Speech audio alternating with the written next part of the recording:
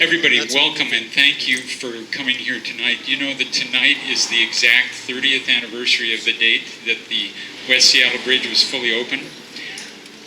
Again, I'm Clay Eels. I'm Executive Director of the Southwest Seattle Historical Society, and I'm thrilled to have this panel here tonight. These people all love the bridge. That's why they're here, and they love West Seattle too. And could you please give them all a round of applause? We have former Seattle Mayor Charlie Royer. We have former Deputy Mayor Bob Royer. There are all these formers. How about former aide to Senator Warren Magnuson, Jerry Johnson? Former Port of Seattle Commissioner Jack Block. And there's no former about this next guy. Seattle City Council member Tom Rasmussen, who is a former aide to Seattle City Council member Jeanette Williams.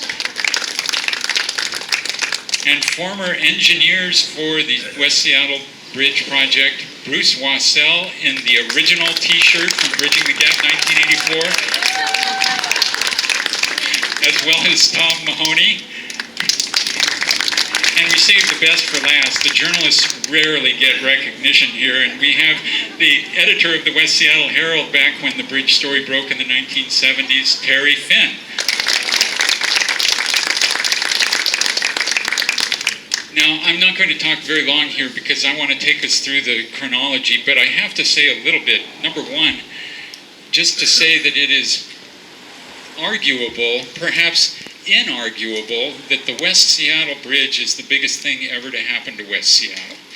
It is part of our identity, it is our lifeline, it is really fundamental to how we connect with the outside world and how it connects with us.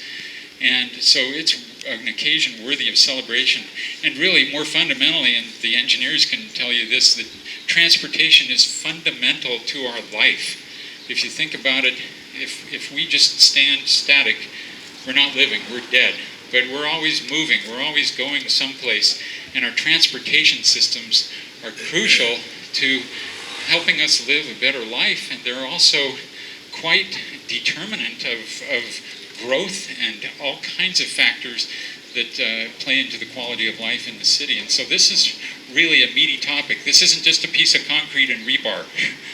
And the story of this bridge in particular has its highs and lows. It's not just an ordinary story. It has scandal. It has, well, there's murder, and there's also lots of drama involved with this thing. And 30 years ago tonight was the first day that we were able to drive both ways over the bridge. So, I was going to first start this panel by having Phyllis Lamphere tell you a little bit about the mood of the 1970s in West Seattle before 1978, that crucial year. She couldn't be here tonight. She has a conflict. She has to moderate a Parks Forum, Proposition 1, down at Horizon House tonight. She didn't realize she had double booked herself. She's missing the better one, I'll tell you that. But I was able to talk with her this morning a little bit, and she wants you to know that the era in the years prior to 1978, when everybody thinks that was the trigger, that's what got our bridge. But there was a lot of political movement, there was a voter referendum, there was a lot of sentiment, and a lot of work on the part of the city to get a new bridge for West Seattle. West Seattleites were demanding it, and the people who were involved with the industry on the Duwamish River were demanding it as well. And so she wants that aspect represented here. And had she not gone on to the federal government, I think in 1978, somebody once called her the best mayor Seattle never had, because she ran for mayor and she was about to do it again. Anyway, we had, and some of you, have you seen the video on our website of the 1973 of the low-level bridge going up for the boats? How many of you remember what it was like before the bridge? There are a few of you, yes. So this was, I mean, if you have to wait for the Ballard or Fremont or University or Montlake bridges, you had to wait for 2 bridges in West Seattle, and oftentimes a lot longer because these boats were not pleasure boats going up and down the Duwamish. And I think I'm going to turn it over to Bob Royer first, because he can describe this as well. Bob is somewhat of a historian on this topic. He's written about it. Can you tell us about West Seattle's mood in the 1970s with regard to a bridge? Well, West Seattle had developed a mood going all the way back to like 1907, when its bridges across the then Duwamish were pretty harsh toward the authorities. In 1907 is when West Seattle merged with the city of Seattle, and it was during a period of time in which the census went from 80,000 people in 1900 to 240,000 people in 1910. Huge increase, most of it driven, there was some organic growth, but most of it was driven by annexations. In 1907 alone, West Seattle, Ballard, Ravenna, 7 or 8 towns merged with the city of Seattle at that time. And what they were looking for was benefit, of course. They wanted electricity, which Seattle had. They wanted water, which Seattle had lots of. And they wanted transportation, because they were on the other side of something, whatever it was, on the other side of the hill, on the other side of a water course, whatever it was, they wanted something. So they had real high expectations that something was going to happen out of this. A lot of people in West Seattle did not like the 1907 merger. So, and at that time, in 1907, it was pretty poor transportation, and they could remember, a lot of people in West Seattle could remember that in 1888, a stern wheeler called the City of Seattle made a trip from Seattle to West Seattle, and it took just 8 minutes. And it's still a record. And as far back as 1916, West Seattle was clamoring not for any bridge, they wanted a high bridge. They didn't want to mess with all the stuff in the tide flats and all the boats coming in. They wanted a high bridge. So, and they didn't get that. In 1924, they got a lower level bascule bridge, and then 6 years later, in 1930, they got another low level bridge. And those bridges had issues. Yeah, those bridges really had some issues. For one of the bridges had water from the Cedar River attached to the bottom of the bridge. So when the bridge would go up, detach the water main, and then when it came back down, attach it once more. So that was kind of unacceptable. And then to save money, they on another bridge, the private trolley company didn't have the money to build their own bridge, which was the plan. So what happened was they made this Mickey Mouse little move where you came up from below the bridge, then you made this terrifying turn, and you could feel the trolley kind of weaving, and you're well above the water, and then you would merge on to the other bridge. Well, that was no good. And then Mayor Bertha Landis had some information that said we have to close the original trolley line because it had been so badly eaten by these insects that live in the water that it was unsafe.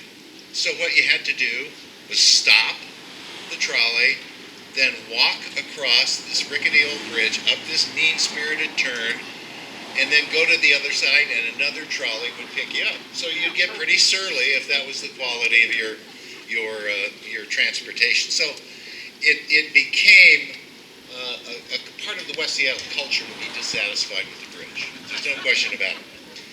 So it wasn't surprising during Forward Thrust that Forward Thrust, looking what we can do for West Seattle, said, let's give them some money for a bridge. And so they gave West Seattle about $17 million. West Seattle voted for Forward Thrust in a big wave. 68. So they had this money, but unfortunately, they also had some huge problems. Oh, and the city of Seattle also in 1968 put about the same amount into the pot. So they had about $34 million in that year, in 1970, 71.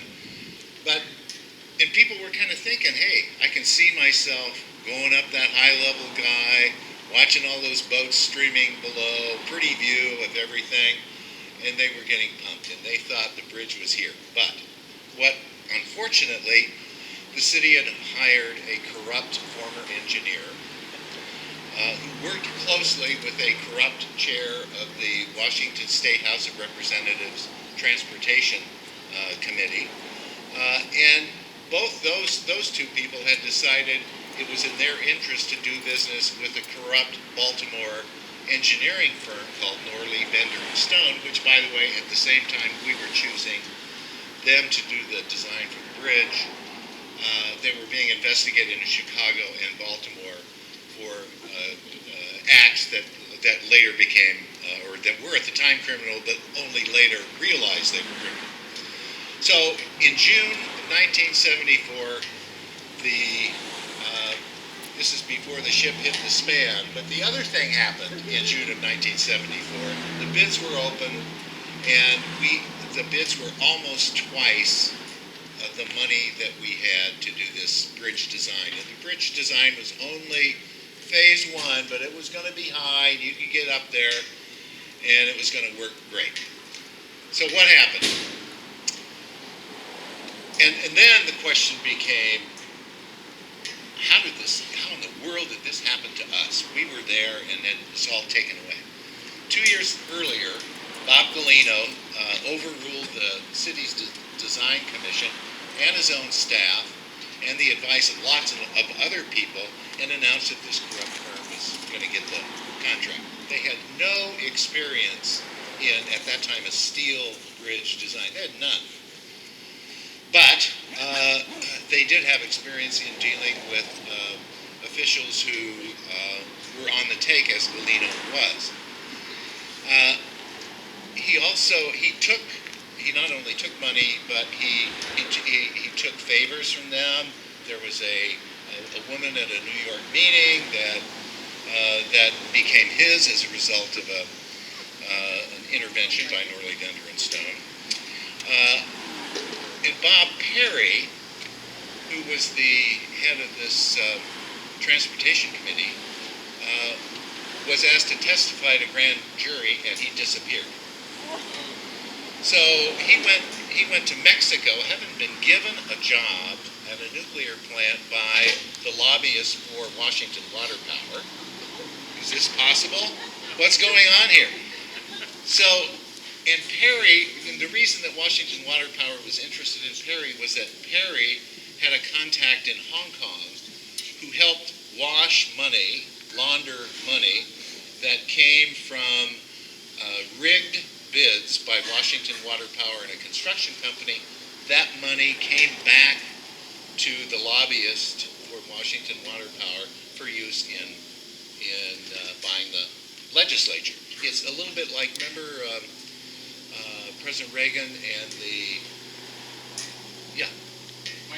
remember President Reagan and the guns for, what was it, guns for, Iran-Contra. So, they gave guns, and anyway, it was a kickback so they could have money to use the way they wanted to use it.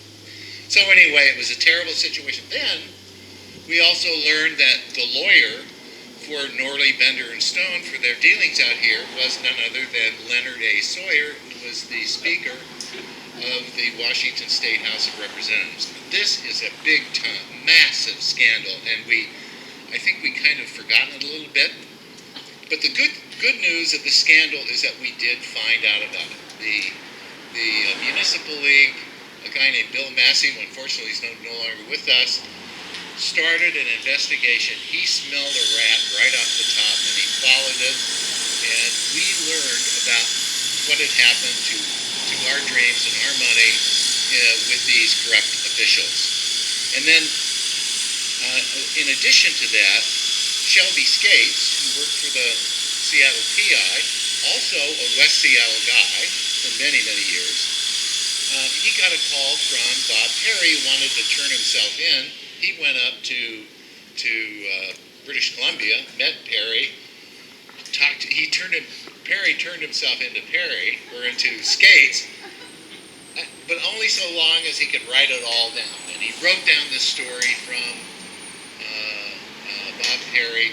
Then they drove down, and he gave himself up to the district attorney. So it was a terrible, terrible setting, which throughout the bridge's history, getting built, it kept coming back. There's something dirty about this bridge, and it was difficult as a public official to be talking about this bridge because they're looking at you like you're corrupt too.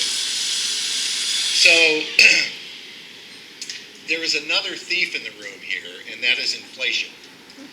In 1972, when the West Seattle won the referendum on the bridge, inflation, or the prime rate was 74. Well, I'm going to start with 1972 because that's what it says here. And you wrote that. Yeah. So in 1972, the prime rate was 4.5%. Today's prime rate's about 3.5%, and traditionally construction loans, that are loans taken out for the period of construction, are about prime plus 2. Prime plus 2. Okay. So then in 1974, when voters approved the bridge, the prime rate was 9%. So it had doubled in 2 years. And then in 1975, it was 10%. So the construction loan for a 4-year construction period is going up now to about 12% interest rate. It was near 9% in 1978. In 1979, 11.5%. In 1980, 12%. The year we started construction, the prime rate in our market was 20%. So 22% interest for a big pot of money over 4 years. So every delay was critical to beat this inflation bugaboo that's in the room. So I think I'll just stop there. That's a nice place to stop, and we'll talk a little bit later. Thank you, Bob. I'm going to check the volume here, make it a little louder. I think the next question, and we're all waiting for it, is the night the ship hit the span. And one way we can take care of this and get all of the voices out one by one is to do that. It's a great t-shirt phrase, where were you on the night the ship hit the span? In other words, how did you hear about it? And I'm going to start down at this end, because I know Terry was there within a day, correct? And then we're going to lead up to what I know is a classic story that you have about that night.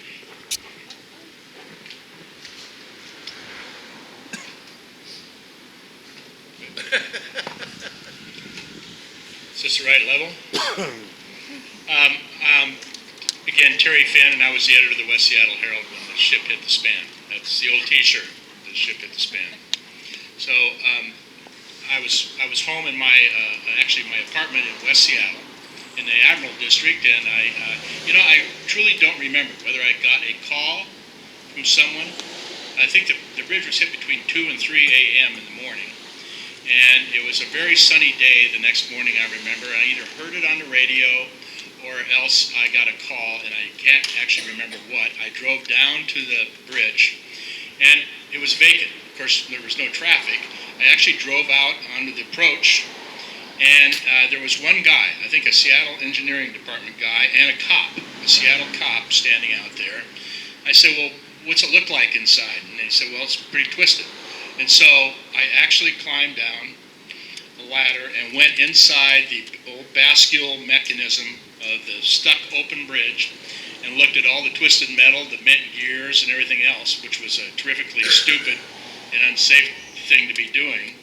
And then I went home and wrote a story, and West Seattle was a weekly newspaper, so I didn't have to write it real fast on deadline. But that was the kickoff. and that's where I was. Do you want to talk about? Terry, no, hang on. I want to stick on you. Briefly tell what was going on 3 months before the secession.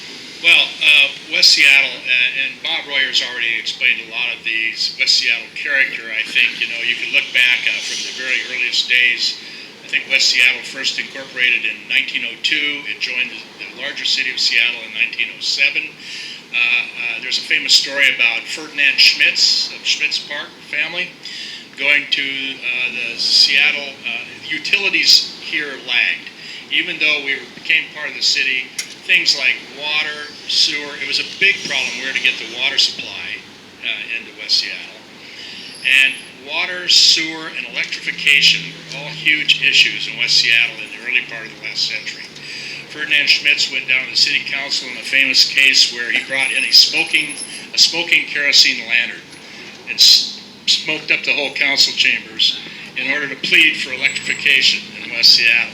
So in West Seattle, there's always been this feeling. It's obviously geographically isolated, especially in the old days. It's a peninsula. There's always been this feeling of separateness and, to some degree, isolation. And I have to confess, there's a little bit of paranoia. There was in those days because historically, West Seattle's always felt mistreated or not adequately treated by the rest of Seattle. So even there were a lot of opponents against annexation in those days, and that really carried over through to the 40s and the 50s. There were a couple of different attempts at secession even earlier. And by 1978, earlier, before the ship hit the span, there was a big secession movement, and a guy named Dick Kennedy, a very well-known guy of Howden Kennedy Funeral Home here for years, very responsible community leader and a very nice guy.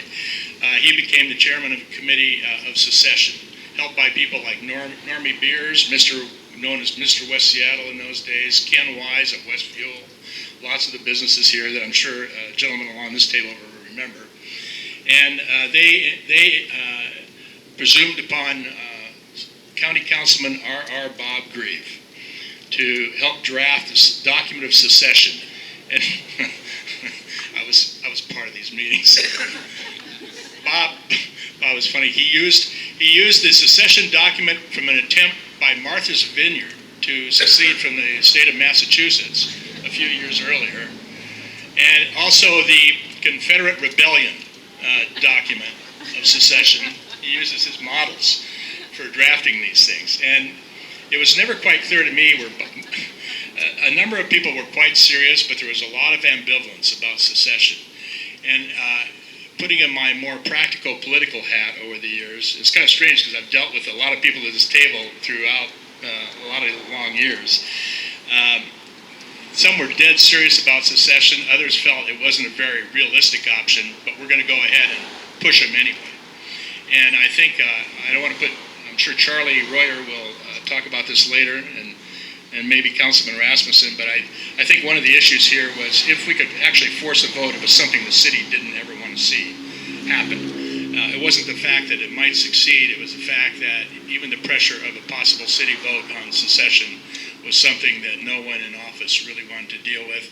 Councilwoman Lamphere was always a proponent of keeping the city whole and intact, and I have to say, many of us were like that too. We obviously didn't want to pull out of Seattle. So why secession and the bridge?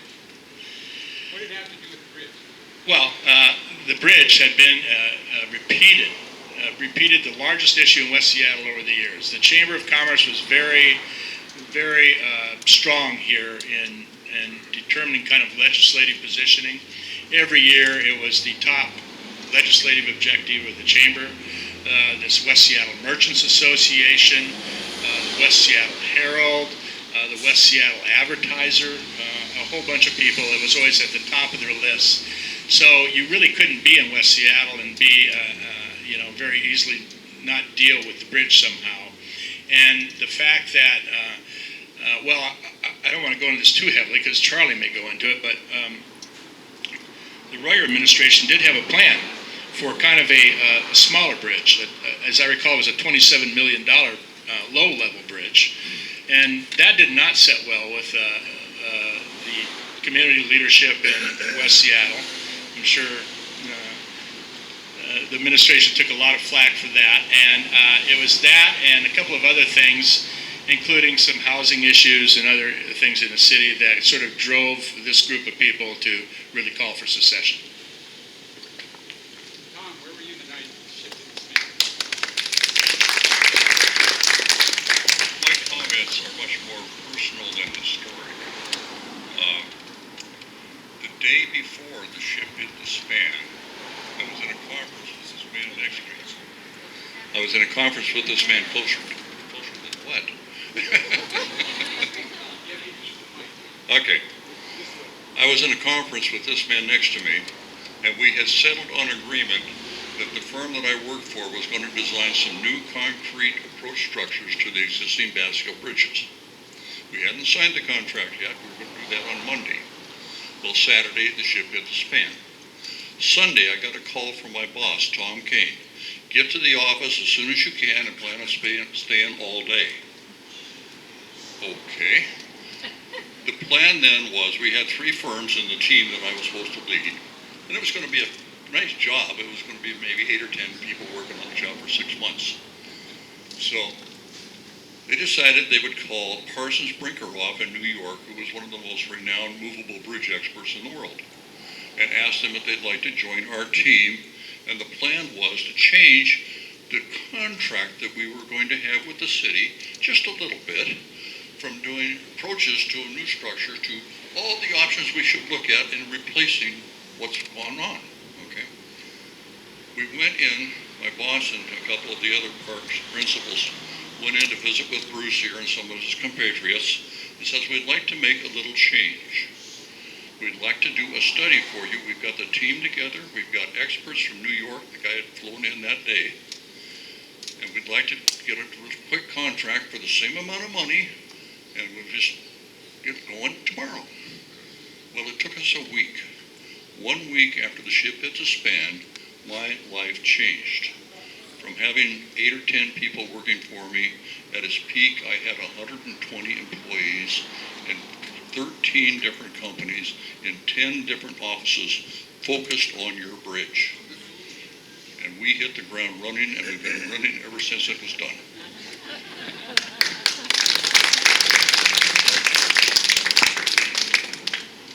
Where were you the night? Bruce? Well, I really wanted to just talk a bit about Jeanette Williams. Jeanette Williams, which you probably know, has passed on. But she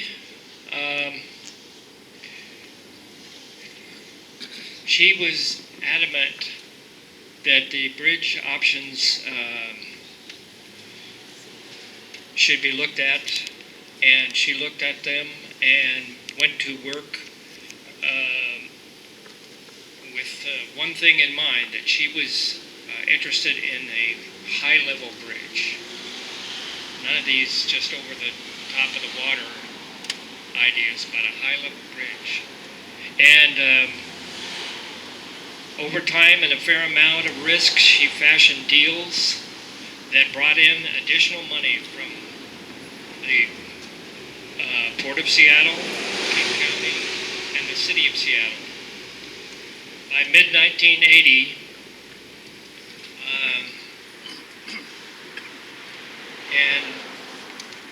and into 1981, the high-level bridge took shape, and that became the thing that was really close to her heart. She saw that the water that was going under the bridge was being clogged with various types of boats and rigs going up and down the channel, and it was just very slow. And she wanted to make sure that there was good ability there, good mobility there. And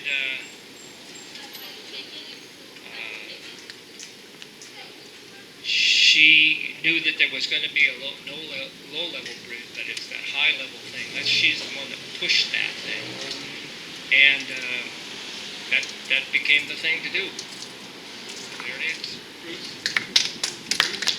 Yeah. You were moonlighting as a Coast Guard Reserve duty officer that night, weren't you? Oh, yes. So you were one of the first people on the scene.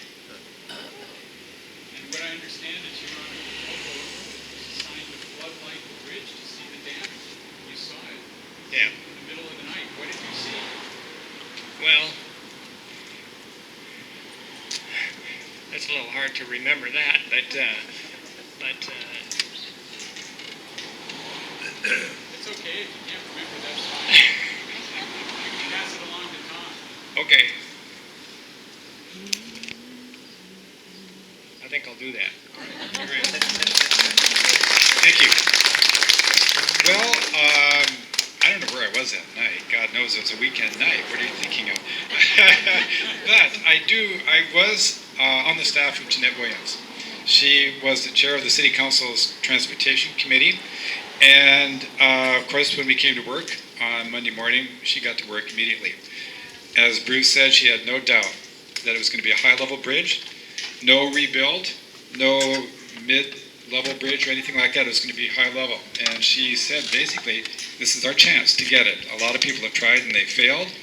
And she went to work calling in all of her political chits, I guess you could say. She pulled every string, honestly, and she flew back and forth between Seattle and Washington, D.C. many, many times, talking to people from the state delegations, particularly Warren Magnuson, to get the funding that was needed, to cobble the funding together that was needed for the high-level West Seattle Bridge. Never any doubt at all, but there was a lot of naysaying. And there was quite a bit of debate, rebuild or replace or do something halfway in between. And it really took a toll on her because, as you know, as you may know, Jeanette was in her 70s, flying frequently, can cause health problems. She got blood clots. She was in the hospital for a while. She didn't want anyone to know about that. She had to be treated for the blood clots, and her health was fragile. And I think in part it was because of the frequent flying that she felt that she had to do to get the funding confirmed. It was an amazing time because it was a very controversial subject. Some people wanted it, some people didn't. It reminds me a lot of the replacement options that we have for the Alaska Viaduct. What are the options? And people we couldn't afford it, or it was too risky, and those are the types of concerns that had been expressed at that time. My uncle lived on 59th Avenue Southwest. I didn't. I lived on Queen Anne at the time, and he had seen people fail and try and fail. He'd seen people being indicted for corruption, and he said to me, that bridge will never be built. And I said, yes, it will. Because Jeanette is not corruptible. She knows Maggie, and she's going to get the money to do it. And so that was kind of the beginning of it. It was an amazing experience to watch her do that work, and I was happy to be part of her team in terms of trying to get community support for this effort.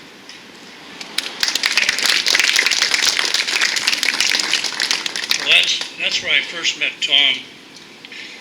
Looking back at the situation, being on the commission, we had great plans and visions for the upper Duwamish River, and we were going to build container terminals up there.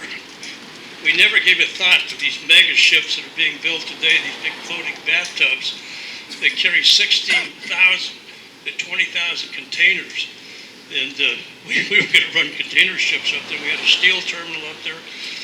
And every week, somebody was hitting the battens underneath that bridge structure, and we were all kind of holding our breath. And sure enough, finally the good captain, I don't know what he was drinking that night, but did us all a favor. And next thing I knew, I was being led around the playground by Dick Ford. Now, a lot of you don't understand the importance that Dick Ford played in that. He was never really an out front guy, but he's the guy that really developed the strategy, worked with Jeanette Williams, and put Merle Adlam, who was a West Seattle Port Commissioner, out in front. Merle took all the credit, but it was actually Dick Ford that really put it together and tied it into I-90, all the infrastructure we had. If you go down West Marginal Way, one of the finest industrial roads in the country, was all put together and as one package. And so I'll never forget, one night I was at work. I worked as a longshoreman. I worked nights and I was a port commissioner in the daytime. And a ship hit right after the bridge was finished. The ship hit the bridge, and it was supposed to be high enough that no ship would hit it. And Shelby Scase jumped all over it. He just really, really enjoyed himself. But evidently the ship had gone up there and it was carrying clinkers for one of the cement plants. And when they came down, they were very high in the water. It was a high tide, and they had the booms flying above the mast, or the superstructure. Anyway, they were straight up instead of being at an angle, and they scraped the bottom of the bridge. So we all had egg on our face, and Shelby Scase never let us forget it.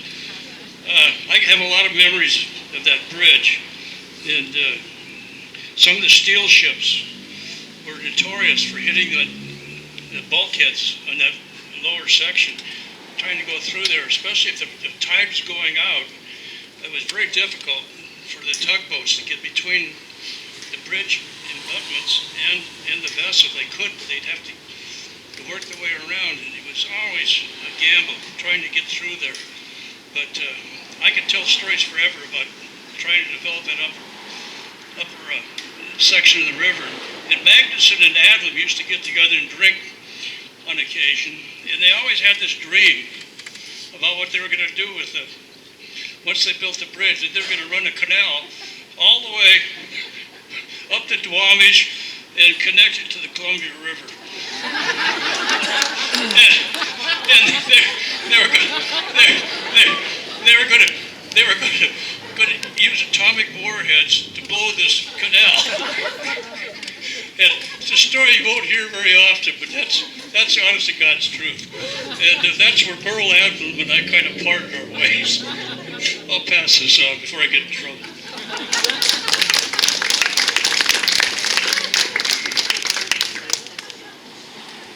Well, let's see.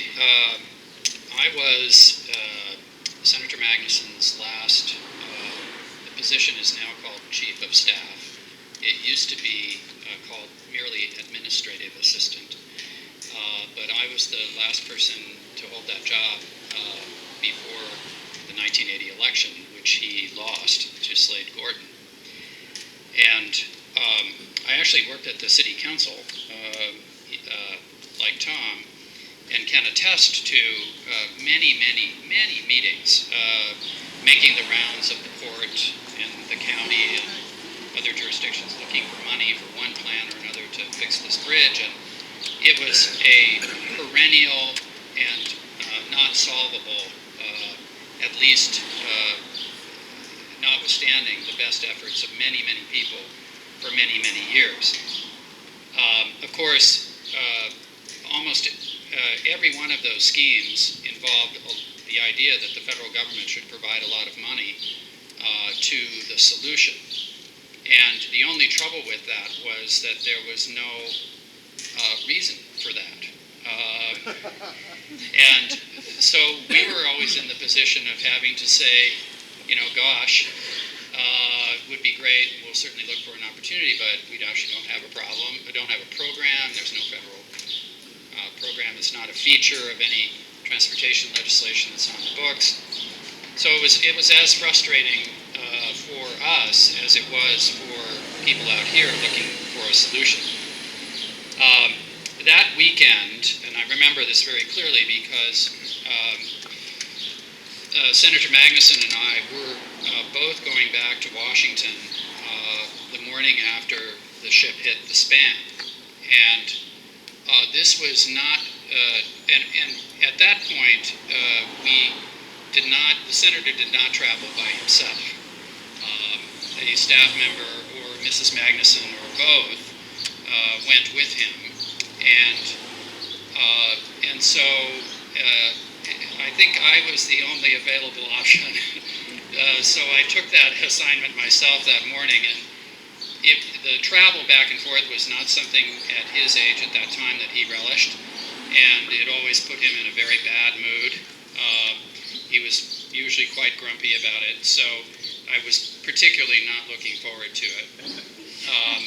They had an apartment in the Olympic Hotel where they stayed while they were in town. So I went down there, and we had a car, and I went up to retrieve him, and always giving lots of time because I knew he wouldn't be ready, he wouldn't be dressed, he'd be grumpy, he'd be bitching about having to go back, and just generally. And I mean, this is, at that point, he had not yet become President Pro Tem of the Senate, but he was the second most senior member of the Senate, a very senior member of the Senate Appropriations Committee, a very experienced and powerful man. So I arrived at the apartment, and Mrs. Magnuson opened the door, and I hear him in the living room kind of singing to himself. And I'm thinking, what is this? And so I look at her, and she rolls her eyes, and so I go in there, and he's got the newspapers spread out, and he's dressed and ready to go. And I said, well, I see, Senator, you saw that the West Seattle Bridge has been hit by a ship, and it's stuck open, and I'm thinking, God, this is going to put even more pressure on us for a problem that we couldn't solve. And by the way, one thing that one quickly learned when you had worked for Senator Magnuson for quite a while was how to imitate him. So I will favor you with a little imitation here. He stopped singing. He looked at me like, as he commonly did with his staff people, "You dope," and he did that a lot. He cleared his throat, coughed, and so on. You know what this means? I said, no, Senator, I'm thinking just more trouble, more asks. We can't. He said, we can fix this now. It's an obstruction to navigation. And off we went. And that is literally a quote. Very promptly after we arrived in Washington the next morning, of course, we had a very large staff and lots of people, Appropriations Committee staff, personal staff, and we communicated early with them that we needed to start scouring for this circumstance and situation.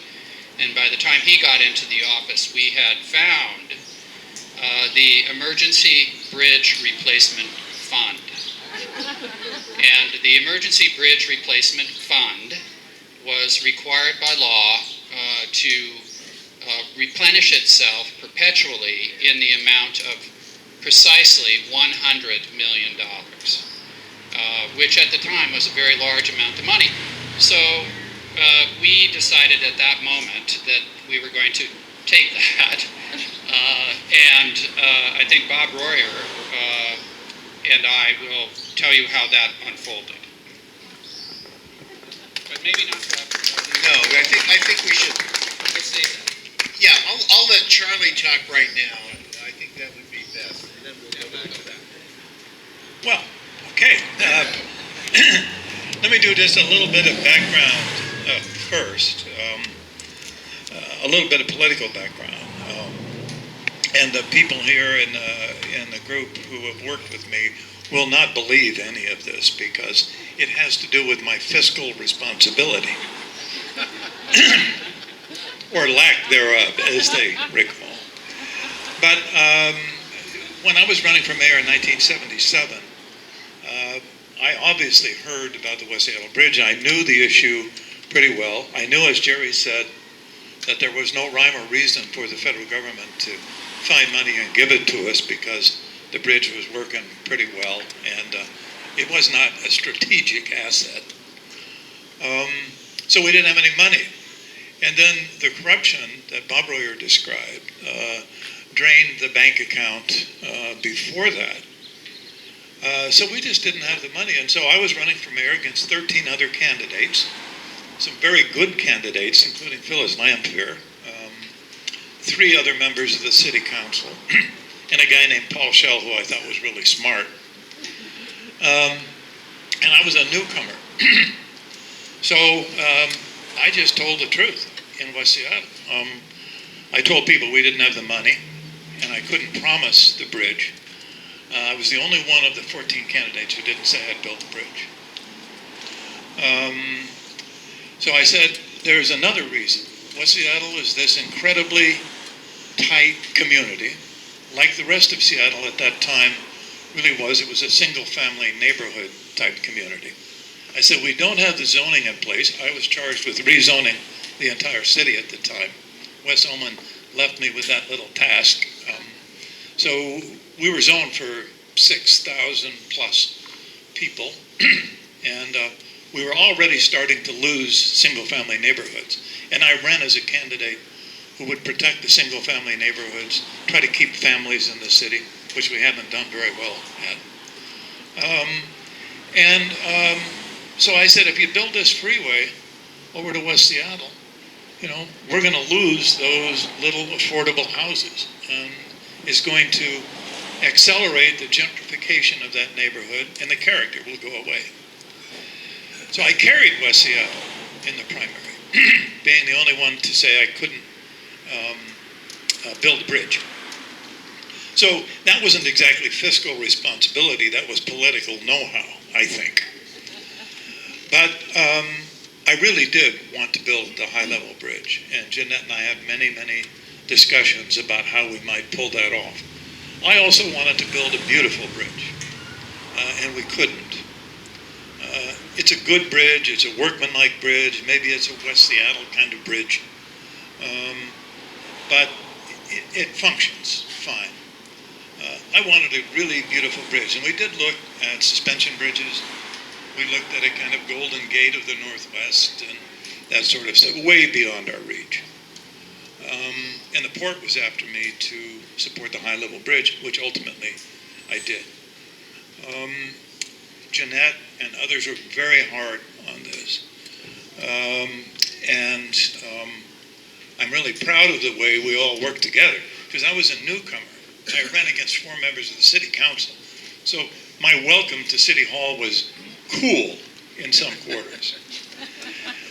But I'll tell you where I was when the bridge hit the span, and how, when the ship hit the span, and how, what another blow it was to my ego. So I'm in bed at home at 2:30, 3 o'clock, something like that in the morning. Having just arrived. Yes. Thank you, Ben. So the story unfolds like this. The dispatcher at City Hall, when the boat hit the bridge, the dispatcher at the police department called up the mayor and he said, "Mayor, a ship has just run into the West Seattle Bridge and it's frozen in the upright position. What'll we do?" The mayor, who in this case happens to be Wes Ullman, the former mayor, says, "Call the expletive deleted new mayor." So I've been mayor for 6 months and they hadn't changed the name on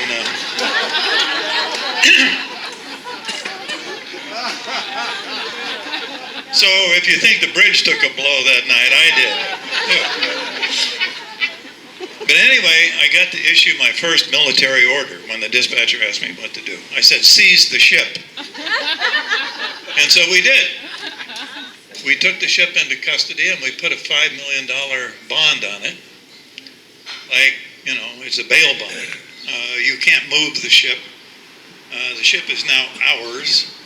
And we got into the damage control and finding out, what the damage really was, et cetera, et cetera. So that was a really wild night. I had not planned to be Charlie Royer, the bridge builder, at that early point in my mayoralty.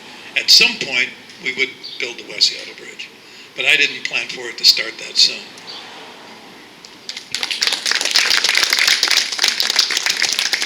So things kicked into action, as we all know, and many of you have alluded to it.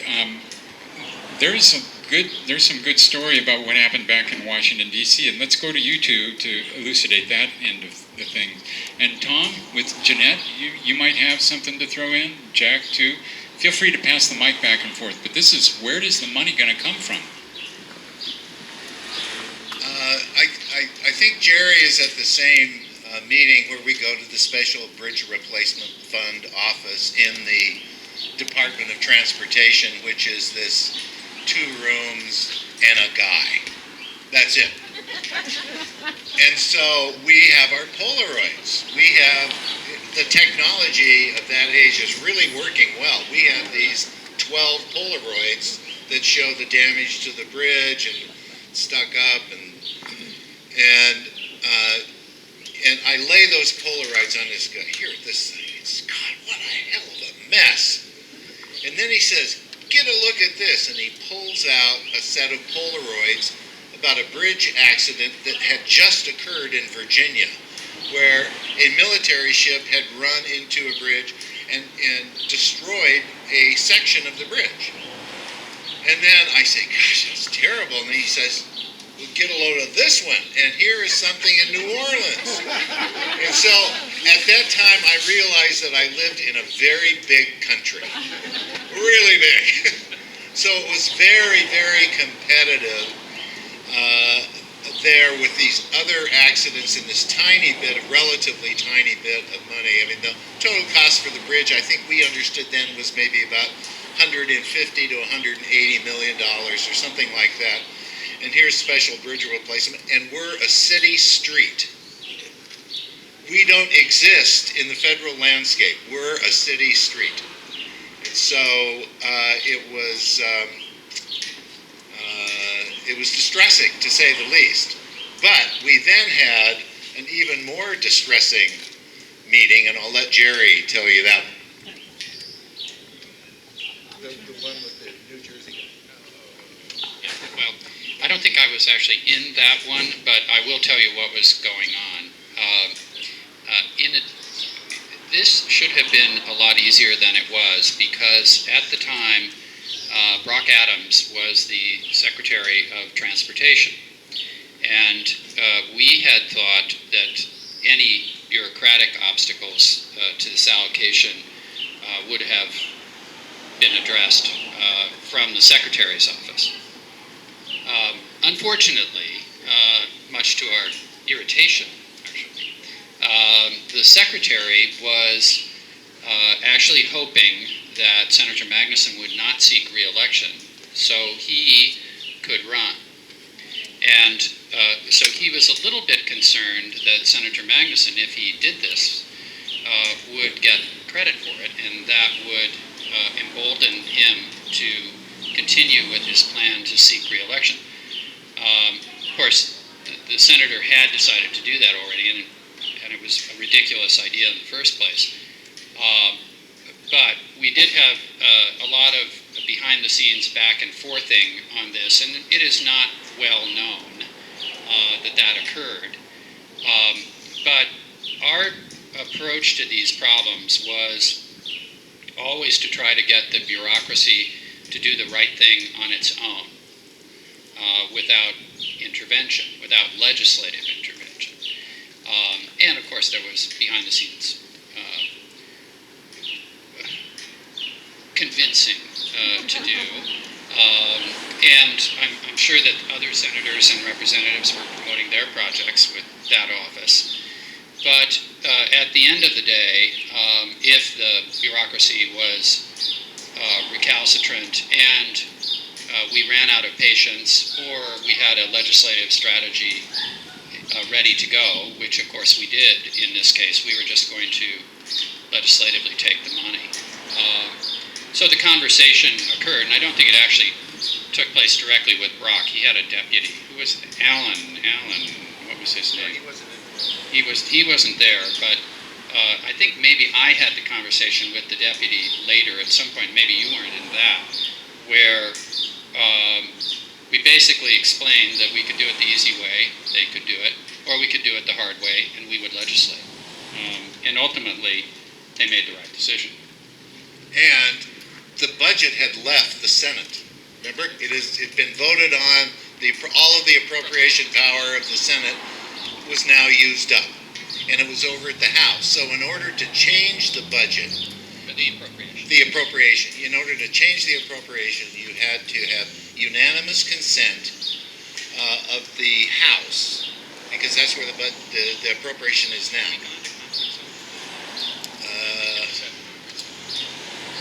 So anyway,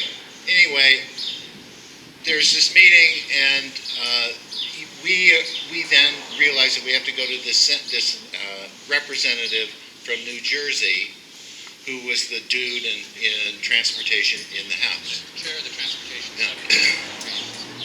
So he says, as we're kind of going along here, state of Washington, big accident, blah, blah, blah, blah. He says, is this in any way going to help Brock Adams?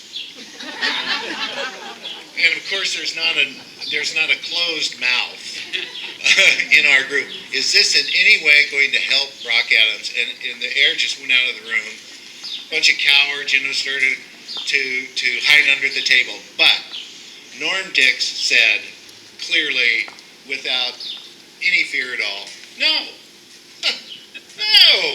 get out of here. No help whatsoever. And we got unanimous consent. So, and Norm had been Magnuson's chief of staff before me and had been elected to the Congress, so he was a freshman congressman and didn't count for much with that guy, except for being able to answer that question. Wasn't there's a quote about Magnuson and his dams, but finally he's got a bridge. Oh, I think that's the Kennedy visit.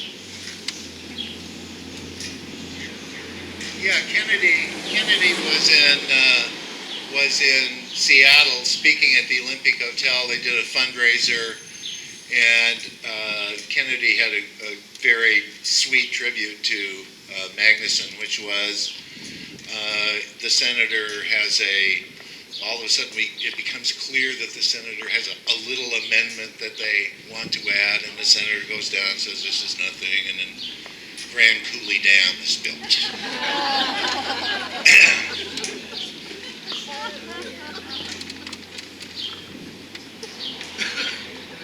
Just to try to move this along, let's go. We're going to get into the construction phase, but first, before construction, you need to wrap up the money, and it wasn't all from the federal government. And we had an editorial cartoon in the West Seattle Herald of Jeanette being Superwoman, running circles, even around the mayor, to try to get more money from a variety of agencies. Tom and Jack, can you talk about how that happened?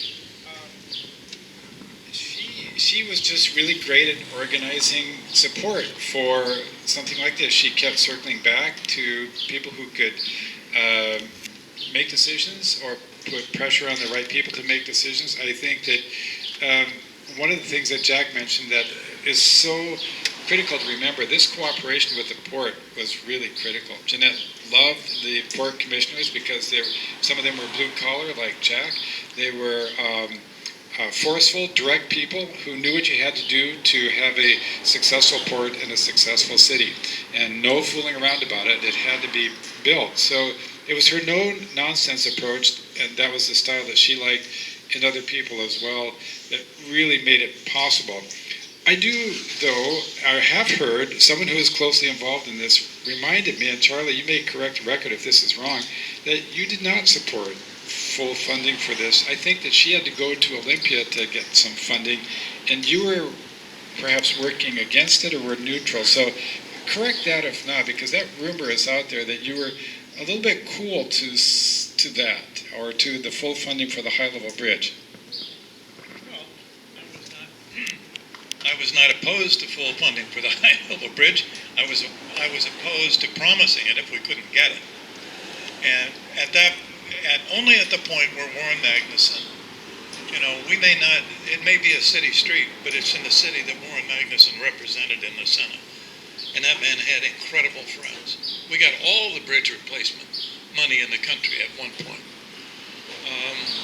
But I'm not taking anything away from Jeanette. She did a great job, and she deserves the credit for working very hard with all of these different sources. But actually, it was more of a team effort. I mean, we had a really good group of people working even in the mayor's office, and we're all brand new. Remember, we were doing this stuff with 6 months experience under our belt. And I had a very steep learning curve. I wasn't a City Hall veteran by any stretch. So, and the City Council was very cool to me. They saw me as a new guy, and I had run against 4 of them.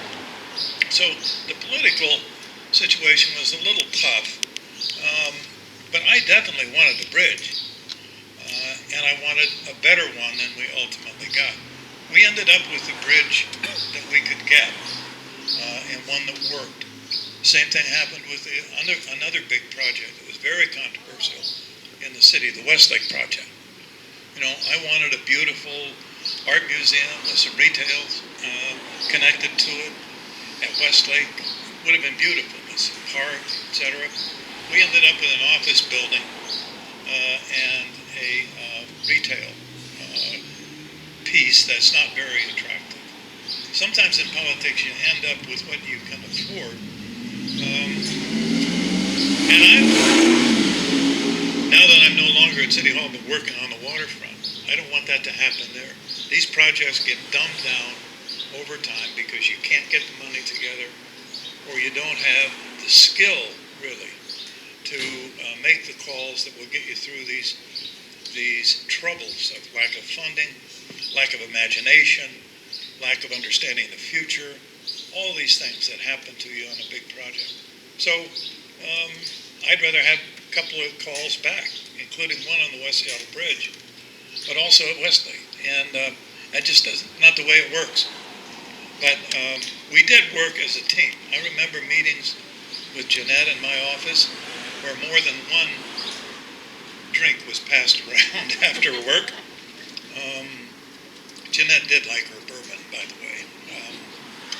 And so we worked together and we made something happen ultimately. I just want to say, I'm sorry, I have to go. We have out-of-town guests, so I need to leave. And my apologies for that. But Phyllis Lamphere is not here, as you heard, because she's doing something in connection with Proposition 1. And I would be remiss, and she would be cross with me if I didn't say we both hope that you will see your way clear to voting yes on Proposition 1 in August. Thank you.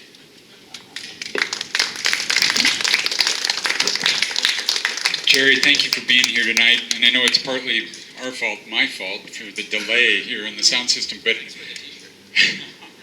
don't leave home without one, right? We're going to get to the construction, but first, Terry, I want to ask you, okay, the ship has hit the span, the money is coming in. West Seattle is not one monolithic place. What were West Seattle residents thinking at the prospect of a high bridge? I mean, there's some good, but there's some fear, right? Yeah, it wasn't a unanimous approval of the bridge, and there were a lot of elements. I think even some people at Alki, especially B-Tribe, there were some people who wanted to kind of continue to revel in their isolation from the city, is sort of the way I put it. And I think most of us kind of just fear of how West Seattle might change. When I first came to the Northwest from the Midwest, and I first came to Seattle, I thought West Seattle is the place that's most like where I came from in the Midwest of all the neighborhoods in Seattle. And for a long time, I think there was that attitude here that even though we're separate, we're a little isolated, we're a little different, we are also rather independent. We have a great, beautiful place to live in West Seattle, and we don't want to see. Obviously some business interests, real estate interests, people like that were hoping for better transportation connection for development purposes in West Seattle. And I think there was some opposition to that. I will say in defense of former Mayor Royer that he was in a tough spot when he came into office, and having West Seattle crabbing at not just him but previous administrations about the lack of adequate transportation to West Seattle, and when there was no money available, what are you going to do? Here's a headline: Royer, I think we got snowed. That was his quote, and what he was really trying to say was that there have been too many bad promises made to West Seattleites over the years. He did take a position, kind of an honest one, I thought, and West Seattle did support you, Charlie, if you remember that. West Seattle Herald did. And against Paul Schell, for which I later worked at the Port of Seattle for many years, and I took flack for that about every day from Paul Schell when he was a commissioner there. But he was in a tough spot, and after the money became available, in other words, after the ship hit the span, and Senator Magnuson, with Bob's help and lots of other people, were able to activate the Emergency Bridge Fund, then the situation changed. Then it was much more politically palatable to go after the big high-level bridge, even though it wasn't a perfect solution. It wasn't the one that maybe Charlie envisioned. It was much more politically palatable to do that, and it was also safer to make some sort of commitment to the voters, both in West Seattle and the rest of the city. And I just wanted to say, when they tore down the old bridge,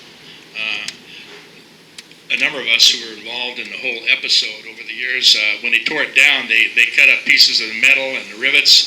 They handed out these, which are two of the rivets in the old plate, steel plate from the West Seattle Bridge. And it's been either in my office or in my home office for 34 years now when they did it. And it was a big achievement. 1924 to 1980 was the old bridge.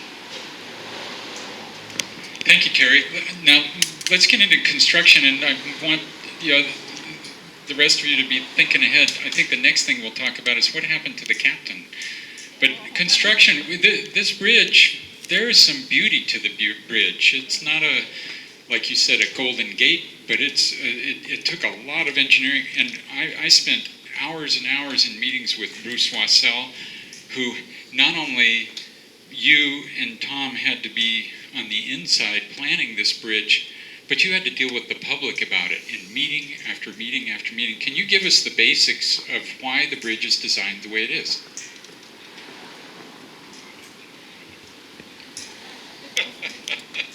I got a call last night from Bruce. He says, Tom, I don't want to talk too much. Can you take care of it? Now, that's almost brought me back to 1978 or 79. Tom, make this problem go away, please. And you've heard all the turmoil that was hitting this man from the political side. I was isolated from all of that by this guy.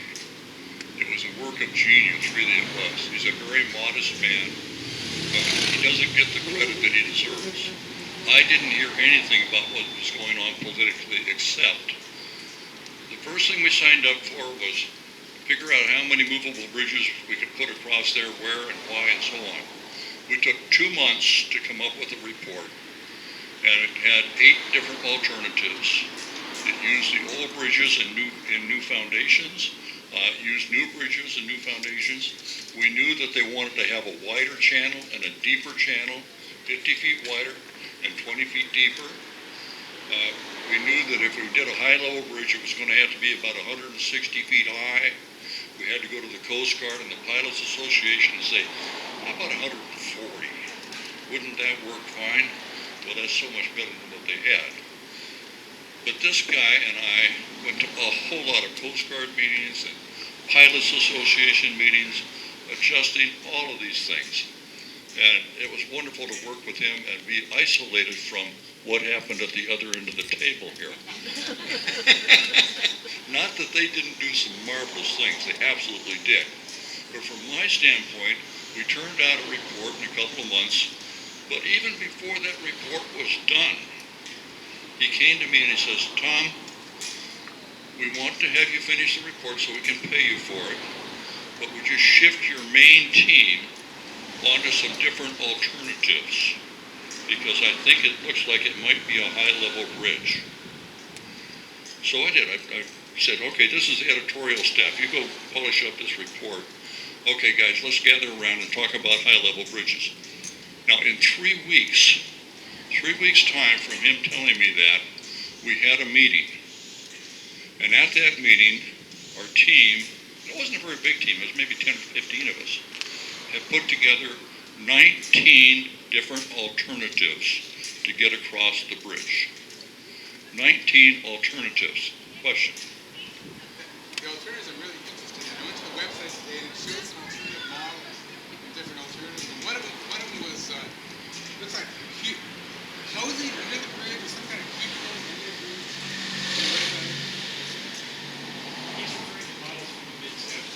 Oh, yeah. That's what I saw. Yeah, I don't really want to comment much about the bridge design that was done earlier than we started. I'll give you a couple of insights.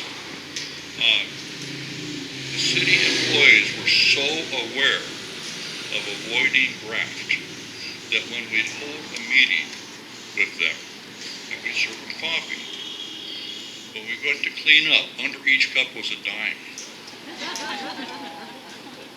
They weren't going to keep any payola, even a free cup of coffee. Okay? So the word had gotten down from somebody up above, we're going to be clean Gene about this, and they were, and it was wonderful. I think I would characterize the whole experience with one word: integrity. I tried very hard not to promise what I could not produce, what our team could not produce. I could trust this man totally. If he says, I'm going to get this done, it would happen. And what I told him would get done. It will happen. That's integrity. And we did that for 4 years, 5 years. We turned out, well, I have a bookshelf that has about 24 inches worth of 8.5 by 11 reports that we did during a 2-year period.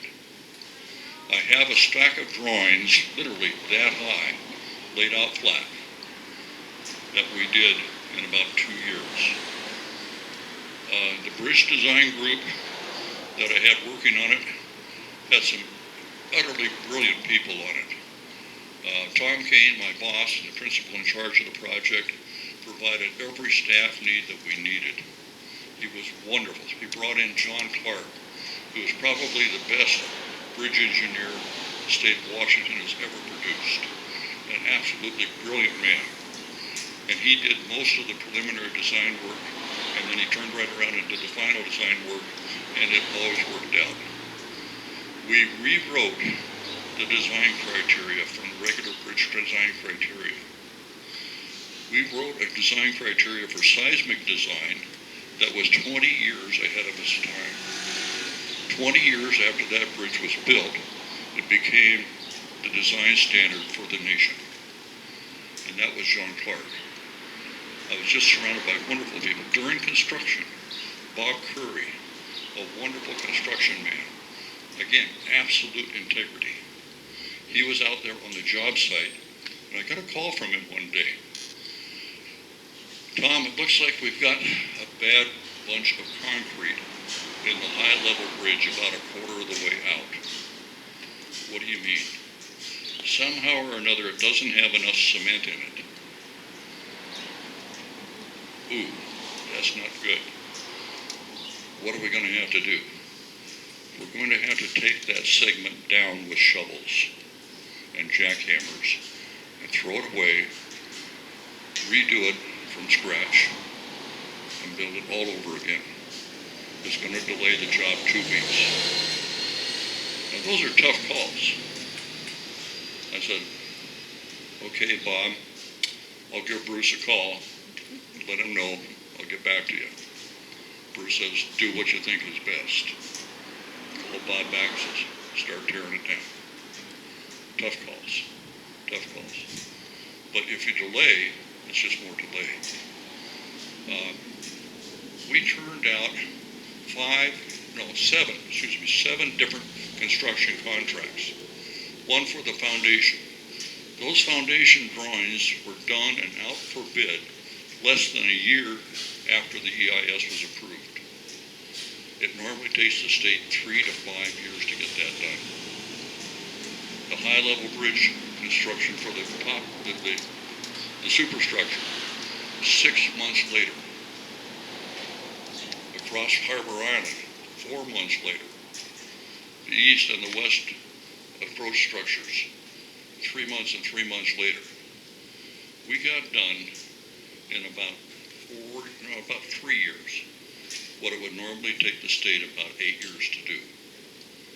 So we had a big, huge staff of very talented people working their butts off. You didn't hear that, did you? No, good.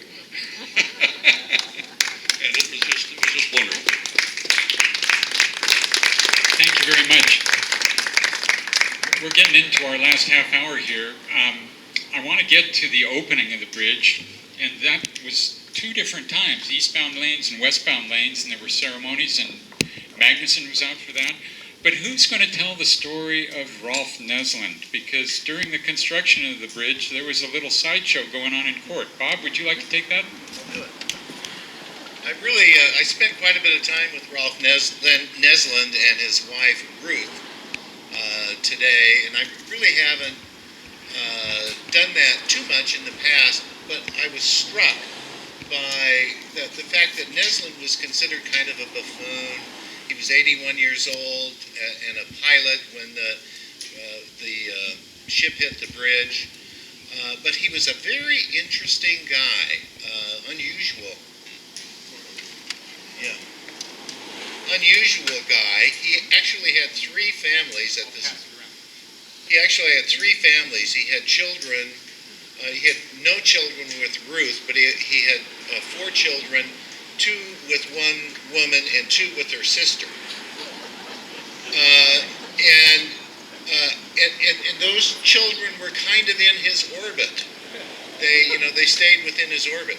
Additionally, he was torpedoed in World War I and spent a full day on junk in the ocean, in the Atlantic Ocean. And he also was in the Merchant Marine in World War II. So he had a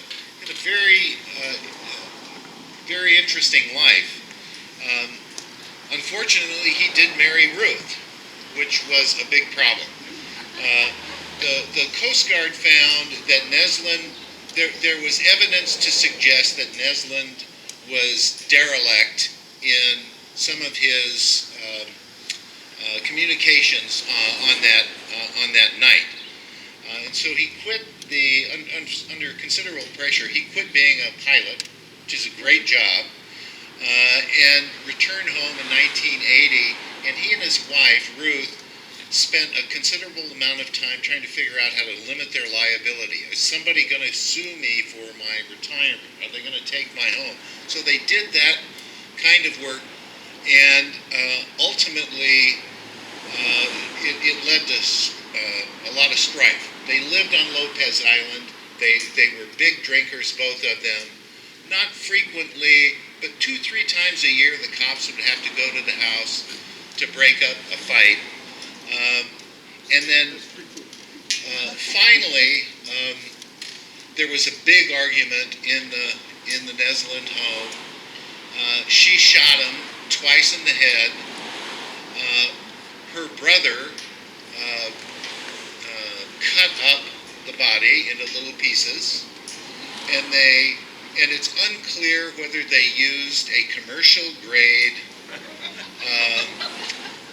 what do they call it, grinder, to grind them up. They put them in a burn barrel, burned the body until it was ashes, and then they put it in a compost pile, in the bottom of a compost pile. So that's what happened to Rolf. But what she said is that he told her that he was going to Norway for an extended visit. Somebody had driven the car from Lopez Island to the Anacortes Ferry Station and abandoned the car there. Ruth kept making these rough phone calls to relatives and friends saying that late night calls when she'd been drinking, and the whole orbit of friends and family around them discounted these calls, where she would tell them, well, we shot Rolf, and we did this, and blah, blah, blah. Well, at some point, her niece decided that there was enough to think about, that several months after Nesland had been killed, she talked to a brother of hers who, and both of them together, they went to the police on San Juan Island and said, we think this is what happened, and we now believe these late night calls.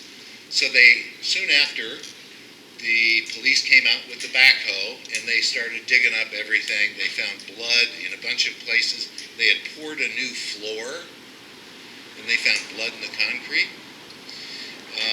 And so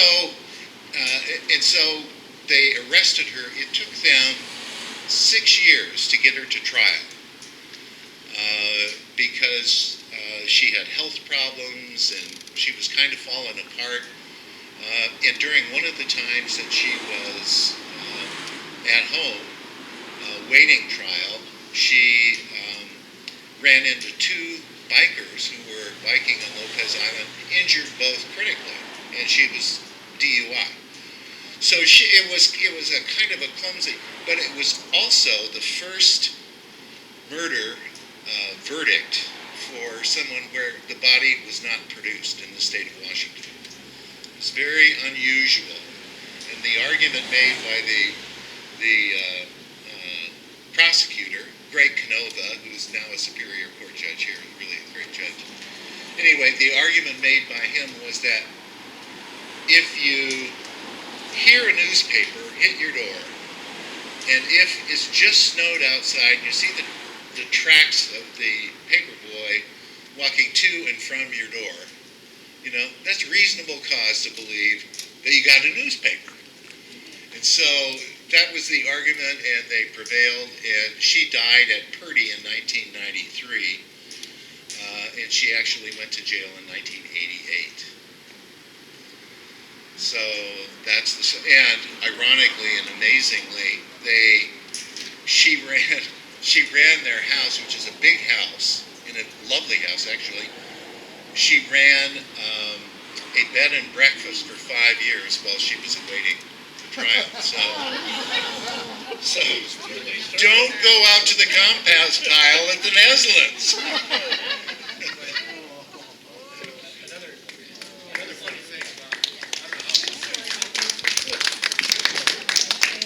After I left the West Seattle Herald, I went for almost a decade to United Press International, and by the time they got around to trying Ruth Nesland, after all this, I actually covered part of this trial up in Friday Harbor, and the whole thing was a big tragedy, obviously, but it was interesting because when you first went to the Friday Harbor courtroom, there were the Seattle Times, Seattle PI, UPI, the AP, other kind of local news organizations, but by the time evidence started to come out about burning body parts in the trash barrel, literally more than half the courtroom became journalists.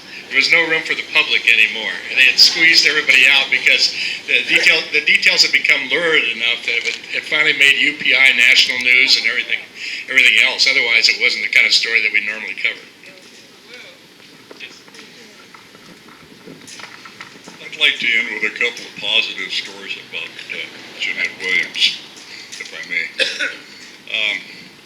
As the bids were coming in on the high-level bridge, it appears that we had put enough inflation factors on the estimates that there was going to be money left over. And so my boss, Tom Kane, and I were sitting in front of the city council, and they were discussing, what do we do with the money that might be left over? And it was maybe $25 to maybe $35 million. We certainly don't want to give it back to the feds. This was never said, of course, but that was the tone. And we don't want to give it back to the county or anybody else. how can we best spend this? Well, they came up with an idea that they should maybe build another bridge going from Harbor Island to West Seattle for the trucks. Good idea. As this was evolving, my boss turns to me and says, Tom, work up a cost estimate for that right now. Wraps up my calculator, and I have all these numbers in my head. By this time, I'd run so many different alternatives. And about 60 to 90 seconds later, I says, $35 million. And sure enough, Jeanette Williams says, Mr. Kane, what would a new bridge like that cost? He said, $35 million. Now, the next morning in the front of the Seattle Times, it says, consultant study shows new bridge will cost $35 million. Now, that must be a new record for making up a study. 60. Now, we went ahead with that, and we have, of course, the swing bridge that's down there now. During the process of that, we were having trouble communicating with the council and some of the public, basically. What's this going to look like? How does it work? So Bruce authorized us to go ahead with a couple of models, and each model was about the length of this table, about the size of this table right here. And one of them had the swing bridge on it, and the other one had a bascule bridge on it. The bascule bridge would have set a new world record for the size of bascule bridges. And indeed, the swing bridge that's down there now is a world record for that type of bridge. But we had these two models, and Jeanette came out seeing these models. I think the whole council came out. And they had the little crank handles on the side. She just loved to crank this thing up, crank it down. Loop. She played with them so much, she busted it. And Bruce runs up and says, that's okay, Jeanette, we can fix it right away. Okay. We're going to talk about the opening of the bridge and maybe a few effects, and then we'll save time for a question or two. I was there at both opening ceremonies, and you talk about integrity.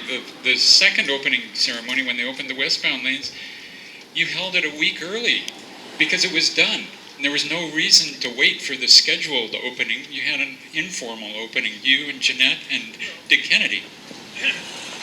Well, there's another reason for the number of ceremonies we did.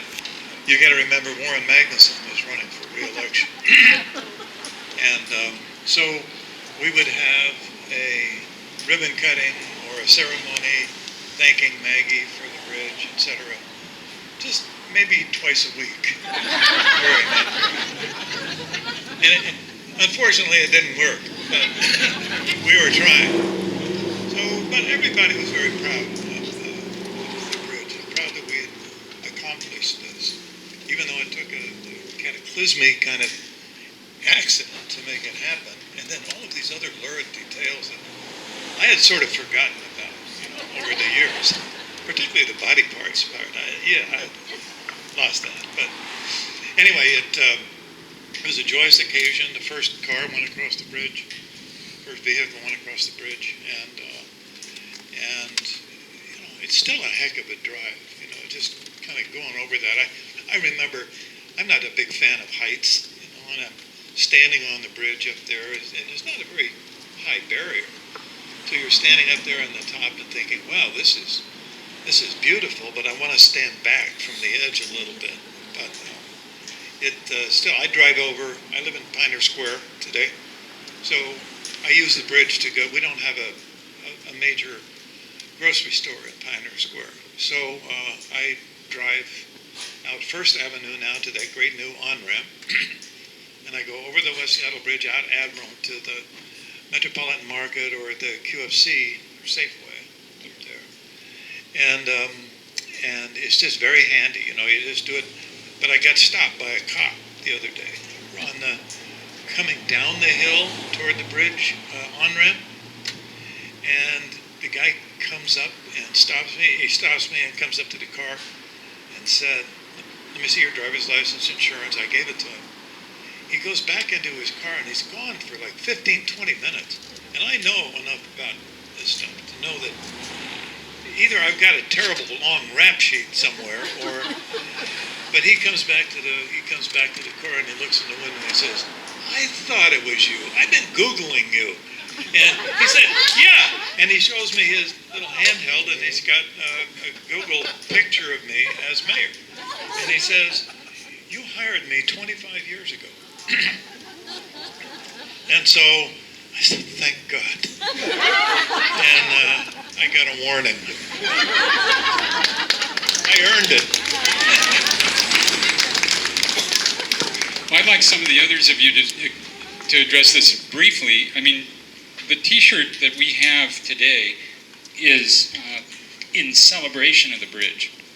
As you know, it says Bridging the Gap, and as I point out to many people, the cars are happy, the trucks are happy, the ships are happy.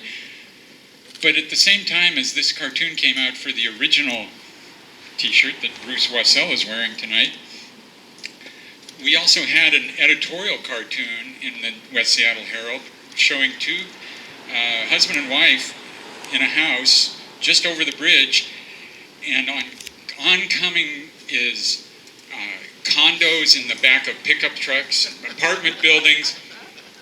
And I had the artist, when we debuted this shirt last month here, I had him inscribe it on the back of the shirt. It said, "Hold on to your hat, Harold, they've opened the bridge."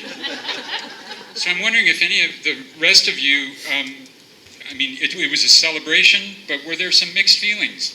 Is there something lost with something gained with this bridge?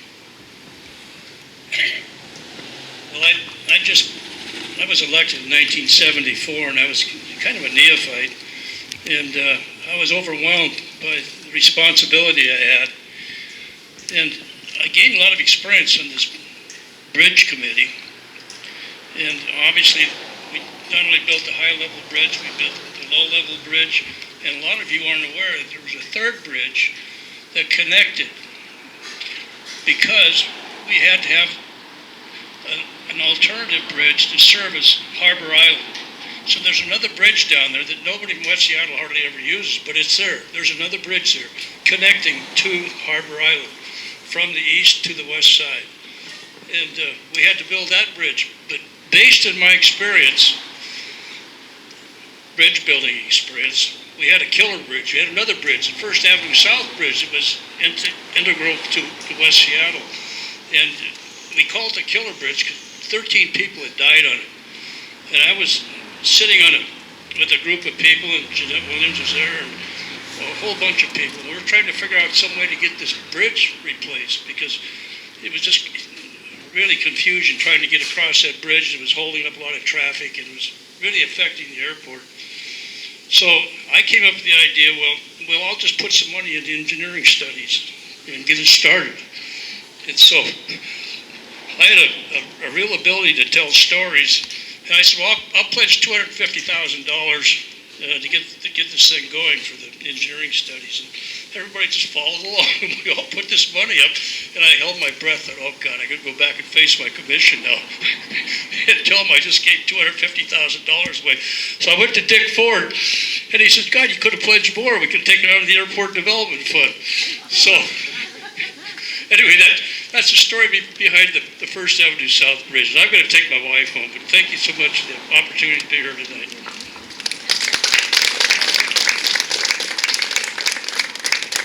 Thank you, Clay, and the Southwest Seattle Historical Society for organizing this. It's so much fun to hear all of these stories, and especially about the intrigue and the conversations that went on in offices in Washington, D.C. and in the Port of Seattle. We know that those conversations do occur.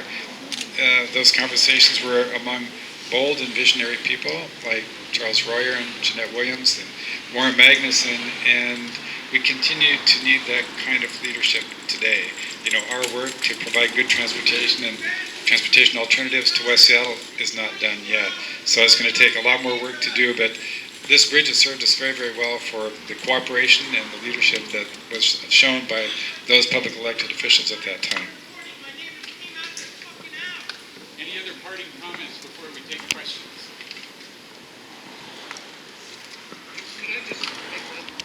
But you're shy. On my mind are several people who aren't here.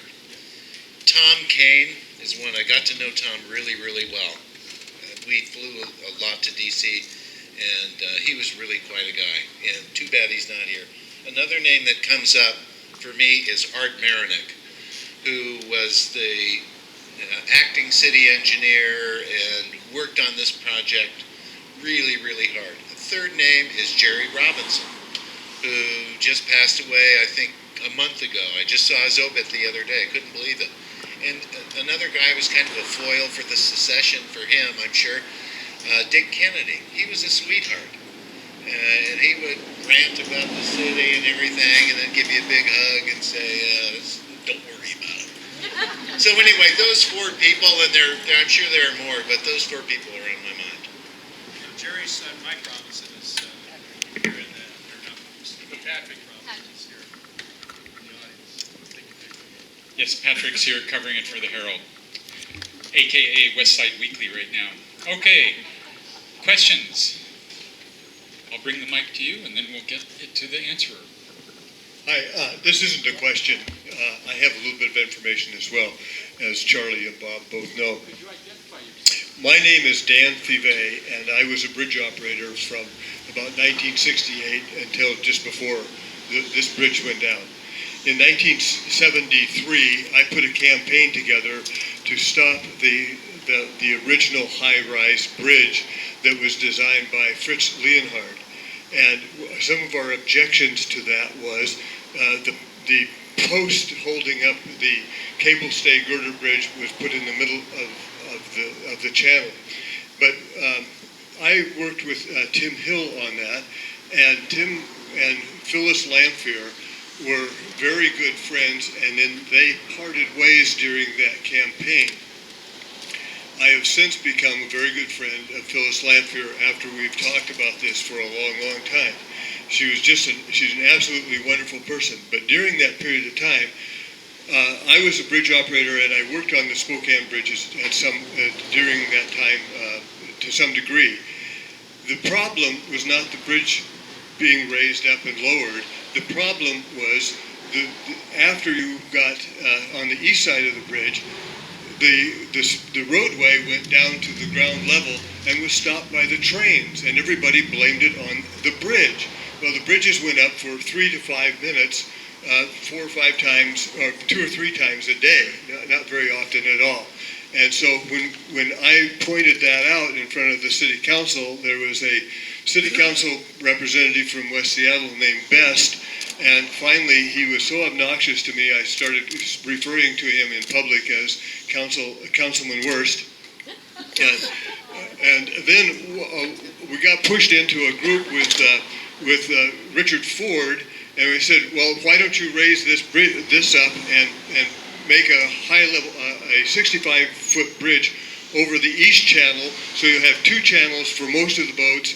And he said, we don't want to do that because if the people recognize that there isn't a problem, we won't get the high-level bridge. And so there was a bit of an intrigue there. And I can remember during those days, before Charlie was mayor, Bob would come out with his microphone and we would stand there and talk. Well, the only other thing I'll have to say about that is I got a young intern to work with us on it, and it was his first campaign anywhere. His name is Frank Chop, and I don't know whatever happened to him, but thank you so much.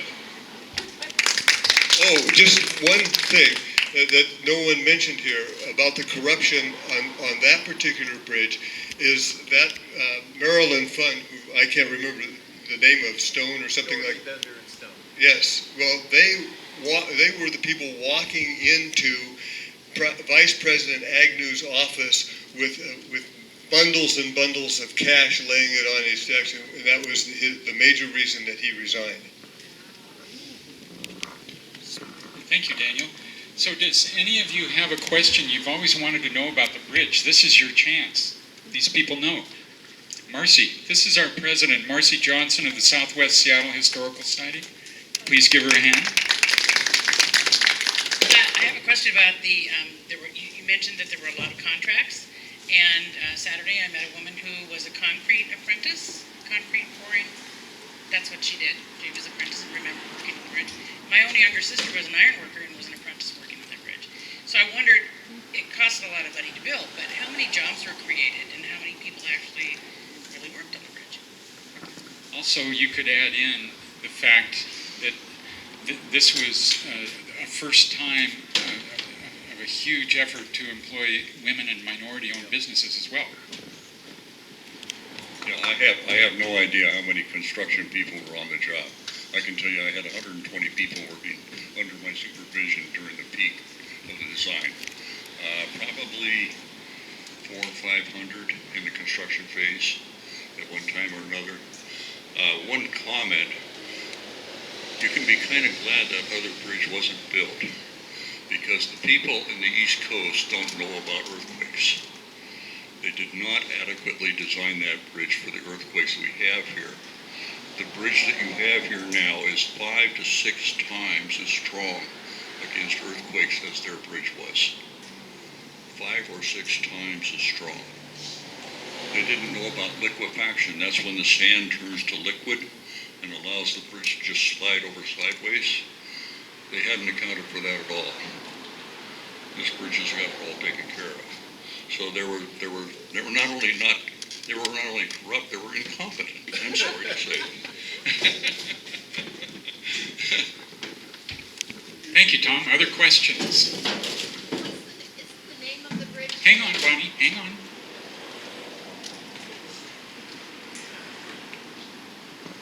My name is Bonnie Bierman.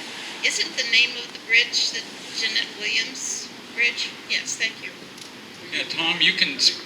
Well, Say, one thing that wasn't mentioned is that we did do a naming campaign or contest for the West Seattle Bridge. When it was, just before it was completed, we came up with the idea, we should name this bridge. It's an important bridge. And so, overwhelmingly, the response from mostly West Seattle, but from around the city, was name it the West Seattle Bridge. There were a few other things. One campaign supporter of mine wanted to name it for me. A number of people wanted to name it for Jeanette. But then Jeanette and I had a laugh over that because in order to have something named for you in the city, you have to be dead. So we turned down the honor. Tom, would you be able to speak briefly about how the name actually occurred? Well, Pretty recently. it was fairly recently.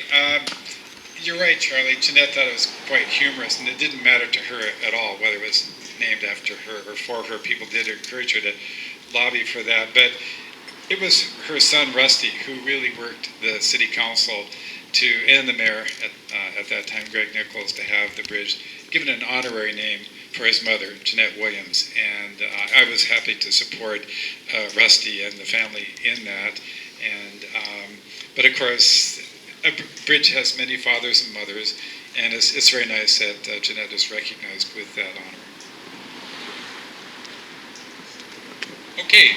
Any other questions? I think we're done. Could you please give these guys a round of applause? Thank you so much, and thank you for hanging out.